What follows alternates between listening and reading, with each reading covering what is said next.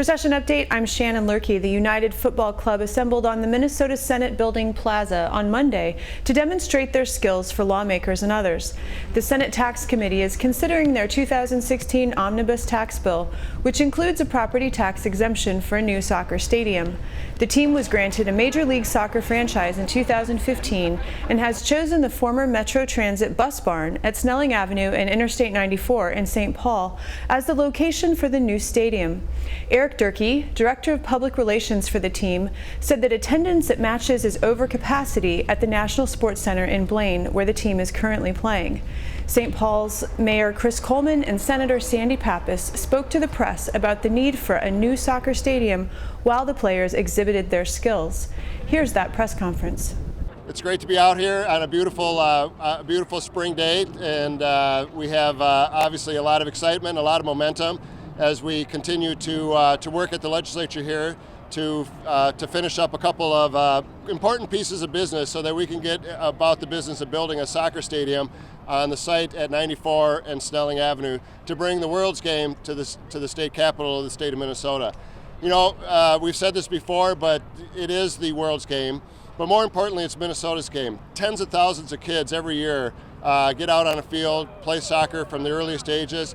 It is becoming the most popular sport among young kids. It's a great sport for both young girls and young boys. It's extremely popular for the fans. And I know that this team is going to be unbelievably successwe. They've gotten off to a great start this year at 3-1-1 in second place with the game in hand, so I know this is going to be a good season for them. But the season will be particularly good when we get to break ground on the stadium this coming summer. I've been very grateful for the support of Senator Pappas, Representative Saunders, Representative Moran, and others that have been very, very supportive of the three small asks that we have up the legislature. We need to bring this home in the next couple of weeks. We need to get this done. This is our opportunity. This is our chance, and we're very excited about it. The team's doing great. Now the legislature's got to pick up the ball and carry it across and put it in the goal. And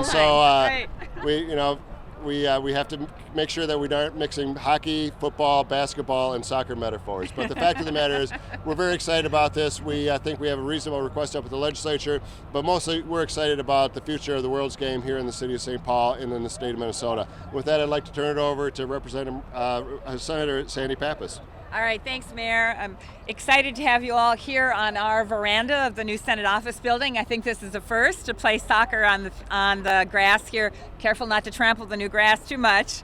I'm very excited about bringing soccer to my district and to my city of St. Paul because of all the immigrant and the refugee communities that I represent. They're very excited, the Hmong community, the Karen, the Somali, the Ethiopian communities, both the boys and the girls, and the millennials are very excited. So I think that we've got three small asks we're still working on. We've got one down, the most important one, which is the property tax exemption. Now we have a little ways to go, but we're going to make it across is it the goal line? In the goal. In the goal, that's right. We're going to make it yet this year, and not too long down the road, a year and a half, we're going to have a great soccer team playing in St. Paul. Thank you. This is our team captain, Aaron. Just from the players' perspective, it's obviously fantastic for the community to have an ownership group who really wants to make a world-class stadium on the side of St. Paul. And for all the players out here, it's unbelievable to just have a great ownership group and some strong backing from all the people of St. Paul and obviously the entire state of Minnesota. So we're just all very excited, and hopefully we can get this through and get started on a fantastic world-class stadium.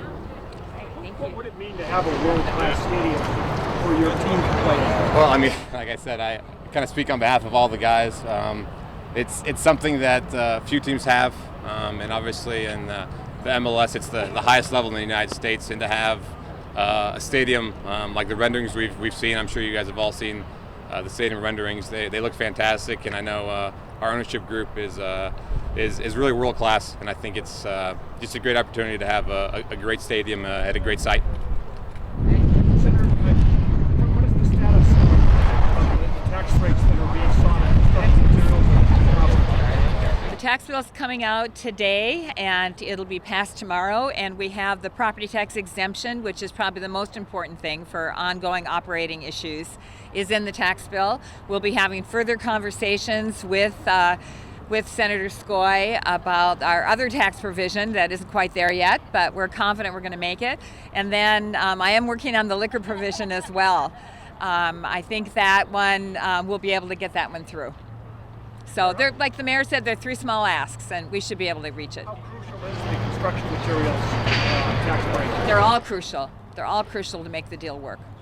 Mayor, you agree that all 3 of them have to be united? Well, let's get back to the starting point, which is that we have an ownership group that is paying for all cost of construction, all operations and maintenance of this facility. We've never seen a deal like this in the state of Minnesota.